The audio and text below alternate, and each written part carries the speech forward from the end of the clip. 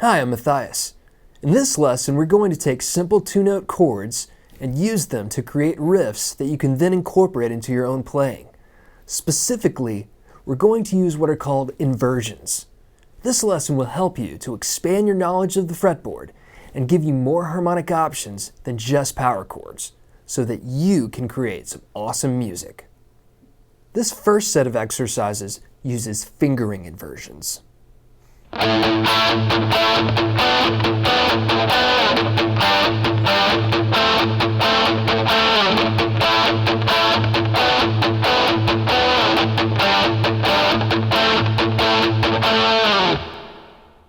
In exercise 1, what we're doing is we're starting off with a root position power chord.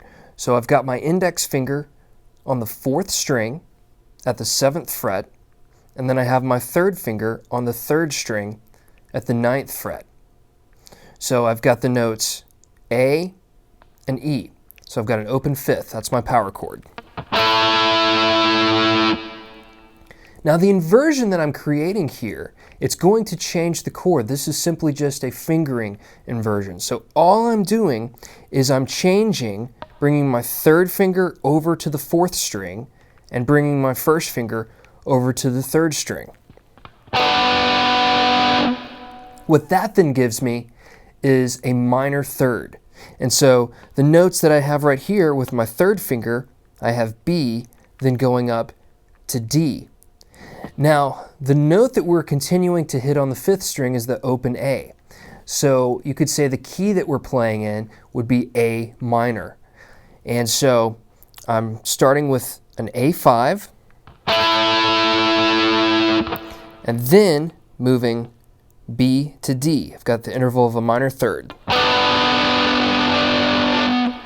Then I'm going to shift back to the 5th position, and I'm going to have another root position power chord. I'm going to have my 1st finger on the 4th string at the 5th fret, and then my 3rd finger on the 3rd string at the 7th fret. This gives me the notes G and D. Now, since it's a G natural and not a G sharp, that puts us in A pure minor, or for you theory buffs, it would be the Aeolian mode. So I've got a root position power chord based on G right there, G to D. Then I'm just going to switch my 3rd and 1st fingers again. 3rd finger moves to the 4th string, 1st finger moves to the 3rd string. And then I have another minor 3rd interval. So right there I've got an A, then going up to C. So what's kind of cool with this is that I started off with an A5, and then I finish off with what would be an A minor. So all of this stays within the key of A minor.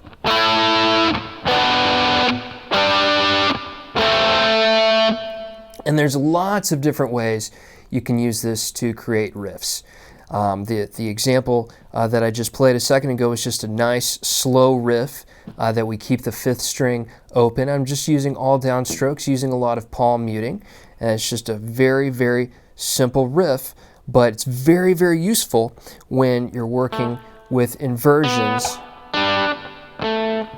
moving back and forth between your open 5ths and your minor 3rds.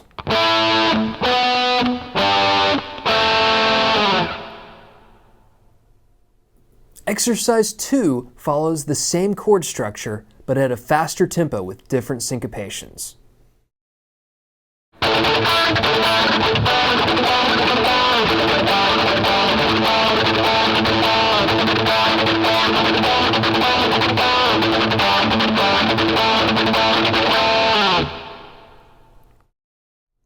In this example, we're playing the exact same chord structure.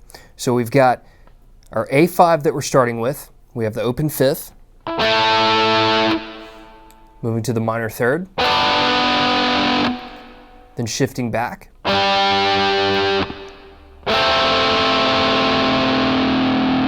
And the only difference is that we've changed up the rhythm. Now, with this faster rhythm, it is a little bit tricky. So what you'll notice in looking at the notation or tablature is that you've got a series of 16th notes on the open 5th string. It's 4 16th notes followed by the chord, then 5 16th notes followed by the chord, then 5 more. When you're playing that slow, that can be very tricky to feel the accents properly. So it might not really come together until you reach a certain speed. But go ahead and practice that slow just to make sure that you get it accurate. So again, it's just simply open 5th to 3rd, slide back, open 5th to 3rd. And you can also just work on this exercise just with the left hand by itself. You don't even need to use the right hand. Just work fingering the chord and then shifting. Shift back, finger the 5th, and then the 3rd. And as you change your shape, work with just the fingers moving. Make sure your hand's not doing anything weird because it doesn't need to. Just keep it very relaxed. 5th, minor 3rd, 5th, minor 3rd. And you can just stay in one spot, just go back and forth. Just a very simple shift like that. And just shifting from the 5th to the minor 3rd can create some great riffs.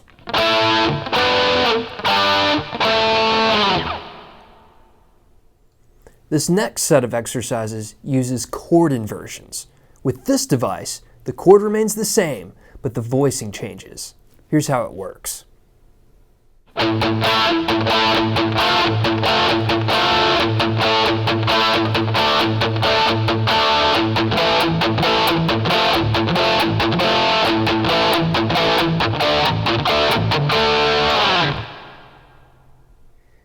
In this example, we're starting with a similar chord structure, starting with our A5.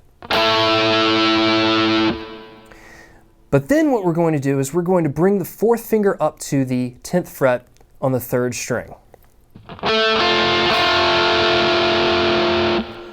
Gives us a nice dissonant sound right there. So whereas I started with the open 5th, the notes going A up to E, bringing the 4th finger up to the 10th fret, that gives me the intervals going A up to F.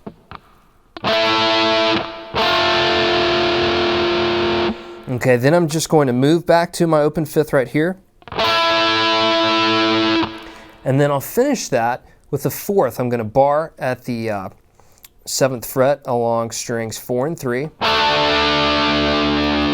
And so that'll give me the notes A and D right there.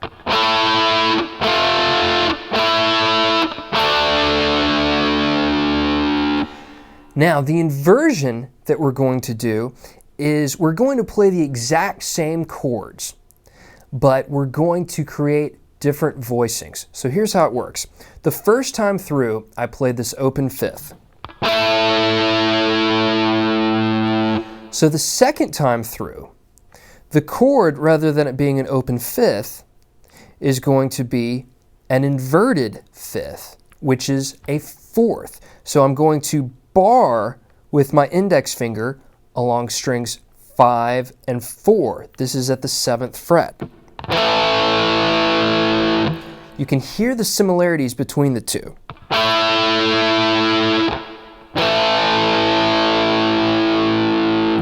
I'm playing the exact same notes, but they're in a different order and in a different octave.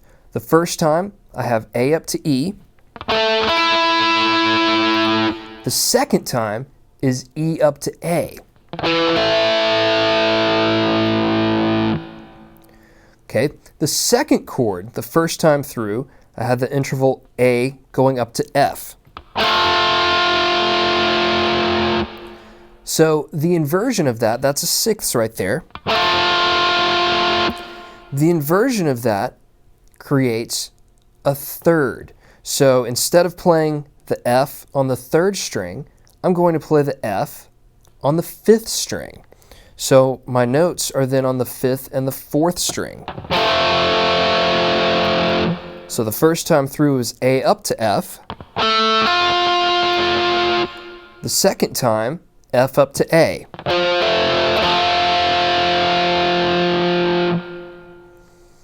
And then the third chord, the first time through, I'm barring at the 7th fret the notes A over to D on the 4th and 3rd string. So that's the interval of a 4th. So what I'm going to do is invert the 4th, which is a 5th. So that brings me to the D right here and the A right here.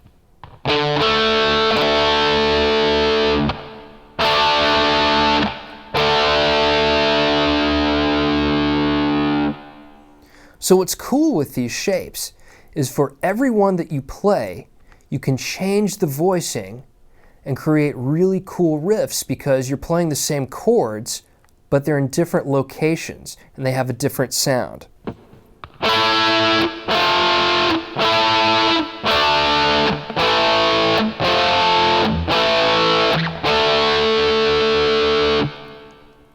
And you're by no means limited to just these inversions. There's all sorts of other inversions and shapes that we can do to create some really, really cool riffs. But this is a great starting point for you.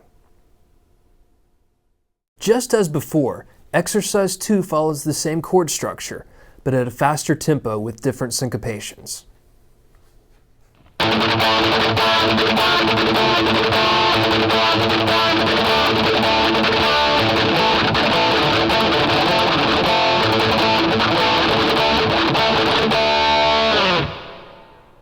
This example, obviously at a faster tempo, we're still using the same chord shapes, just the faster rhythm as we did in the first exercise.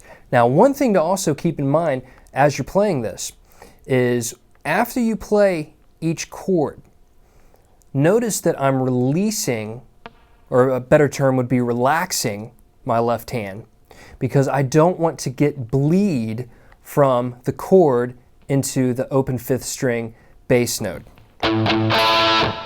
Because if it bleeds over, it just gets a little bit too noisy. So I want to keep all of the notes very, very short. So I'll start off playing just the open bass string, 5th string for our A. And then when I jump up to the chord, as soon as I play that chord, relaxing it. So starting off with my open 5th, going up to my 6th, back to the open 5th, finishing on the 4th. Just as we did in the previous exercise. And then I've got the inverted 5th, which is a 4th,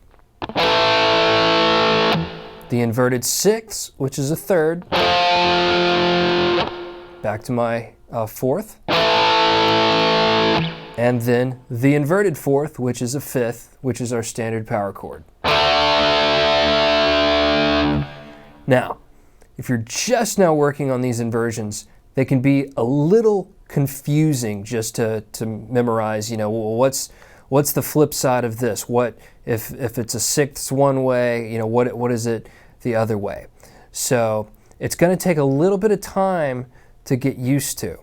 But once you really start to grasp these inversions and where you can shift notes around on the neck of the guitar, it's really going to give you a lot of creative opportunities when you're writing. There are many options for creating inversions on the guitar. Using these devices will allow you to be more creative when you're working on riffs. If you haven't already, be sure to check out my other videos. And if you're just beginning to play guitar, you'll want my metal guitar method course. I'm Matthias, now go forth and rock.